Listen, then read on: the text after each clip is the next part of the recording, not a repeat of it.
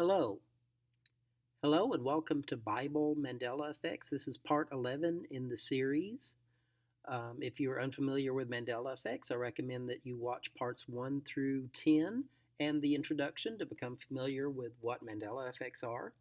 And today we're going to talk about a very interesting subject, a word that I never saw in the Bible when I was growing up. And then all of a sudden, recently, within the last 10 years or so, it's popped up in the Bible. And it's the word matrix. Now, the movie The Matrix came about in 1999. And there's lots of things in the movie that relate to what we're going to be looking at in the Bible. So, first, let's go ahead and get started with our first verse. Let's look at this is Exodus 13:12. In the New International Version, it says, "You are to give over to the Lord the first offspring of every womb. All the firstborn males of your livestock belong to the Lord." The word womb is going to be substituted with the word matrix in the King James Version. Look at this. "That thou shalt set apart unto the Lord all that openeth the matrix, and every firstling that cometh of a beast which thou hast, the male shall be the Lord's." It's talking about going back to when the um, Israelites were taken out of Egypt during the plagues. The angel took the firstborn of Pharaoh, took the firstborn of everyone in Egypt. So to remember that, the Israelites were to sacrifice the firstborn. But for the word womb, it sacrifices the word womb with the word matrix. And look at the phrase, openeth the matrix. That's a very interesting phrase. As we study this, think back to the movie. And there's going to be things from the movie that's going to be very interesting parallels to this. So let's look at what that looks like in the original Hebrew.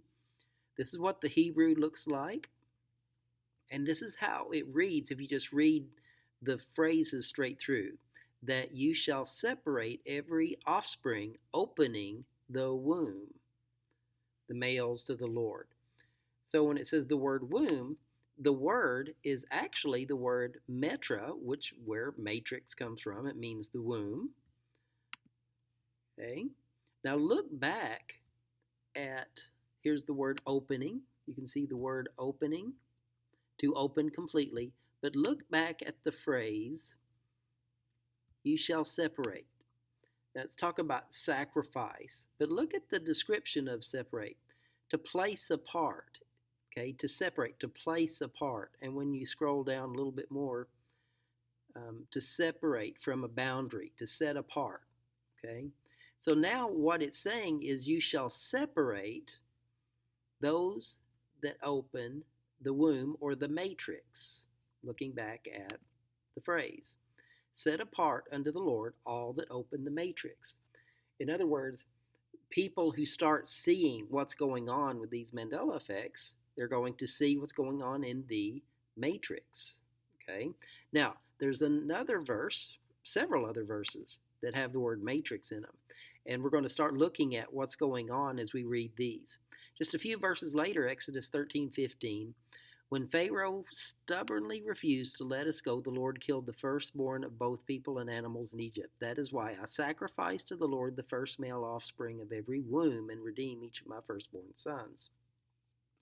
Again, in the King James Version, again, never seeing the word matrix before, and it came to pass when Pharaoh would hardly let us go that the Lord slew all the firstborn in the land of Egypt, both the firstborn of man and the firstborn of beast. Therefore I sacrifice to the Lord all that openeth the matrix, being males, but all the firstborn of my children I redeem.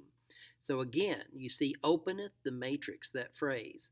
And when it says sacrifice to the Lord, if we go back to the original Hebrew, scroll down to verse 15. And when he hardened Pharaoh to send us, the Lord slew all the firstborn in the land of Egypt, from firstborn of men unto the firstborn of cattle. On account of this, I sacrifice to the Lord every offspring opening the womb. Again, the word metra, matrix. But look at the word sacrifice. The word sacrifice originally means generally to kill, but here it suggests offering something as a spiritual sacrifice. Now, when we see that, to me, it makes me think of the verse that's talking about, I am crucified with Christ, therefore I no longer live. So, what we do as Christians is we make a sacrifice of our lives to the Lord by living out our sacrifice as opposed to killing. So, now with that as the idea behind it, when you read the verse again, it starts to make a little more sense. Therefore I sacrifice to the Lord, I give my life, Lord, all that openeth the matrix, those who are sacrificing their lives, giving their lives in service and gratitude to the Lord. So, again, the word matrix in the verse. Now, there's other verses that have it in it too. If you look at Exodus 34:19, the first offspring of every womb belongs to me, including all the firstborn males of your flock, whether from herd or flock. If you scroll down to King James Version, all that openeth the matrix is mine. So God is saying, those that open the matrix are His. He is revealing things to them. All right, another verse.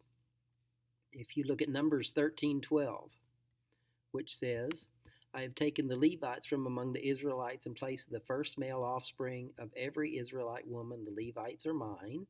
And if you scroll down, the King James says, and I, behold, I have taken the Levites from among the children of Israel instead of all the firstborn that openeth the matrix among the children of Israel. Therefore the Levites shall be mine. So again, God is talking about those who are His will open the matrix.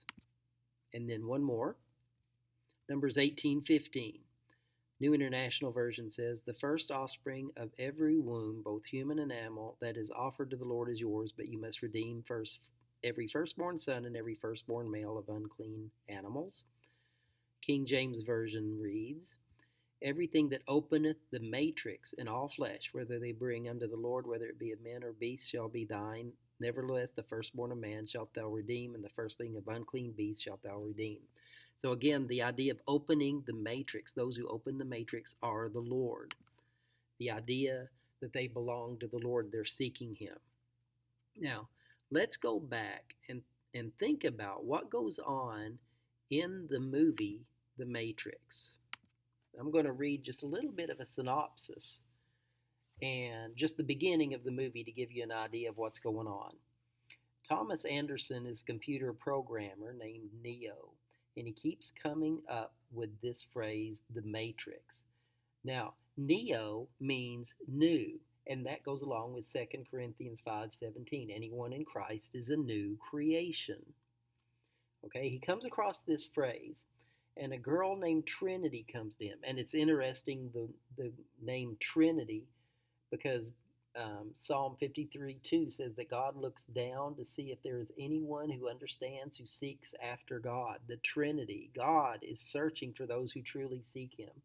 John 16:13, when He, the Spirit of truth, comes, He will guide you to truth. So God will guide us to the truth. The Trinity will guide us to truth. And in the movie, this girl named Trinity comes to this guy named Neo and tells him someone named Morpheus can give him the answers. Now, the word Morpheus means dreams or dreamer. Deuteronomy 13:1 says that a prophet is also known as a dreamer of dreams. And it's interesting, Morpheus means dreamer.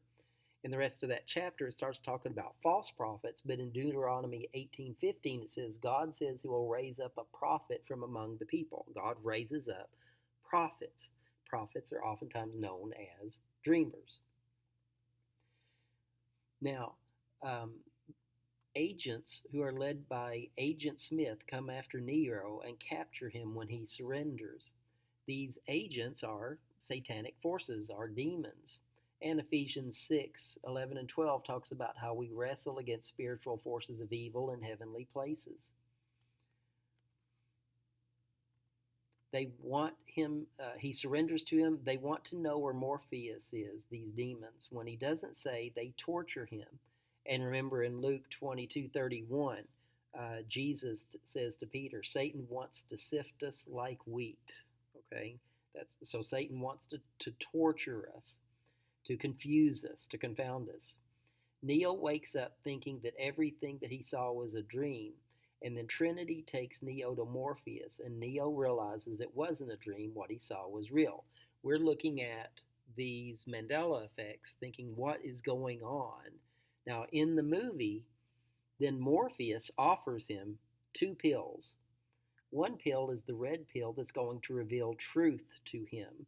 The blue pill is a pill that will let him forget everything that he has seen and just let him go back to a normal life. And God is offering to us the red pill or the blue pill. You're seeing these strange things with these Mandela effects in the Bible. Are you going to pursue it? Are you going to read and study the Bible and see these and realize how satanic forces are trying to change the Bible, to confuse us, to confound us? Or are you just going to go back to sleep, Sunday morning, church religion as usual, and ignore it because we don't want to see it? Which one are we going to do? Now, if you look at Joshua 24:15, try to pull this up. In Joshua 24:15, it talks about who are you going to serve? We have to choose this day who we're going to serve. Let's read that verse together. In Joshua 24:15. But if serving the Lord seems desirable to you, then choose for yourselves this day whom you will serve, whether the gods of your ancestors served beyond the Euphrates, the gods of the Amorites, in whose land you are living. But as for me and my household, we will serve the Lord. And part of what's going on with these Mandela effects is looking at the Bible, realizing there's something strange going on, and studying the Bible, and letting God reveal to us the things that we need to know. So just wanted to share this with you. Hope it makes sense.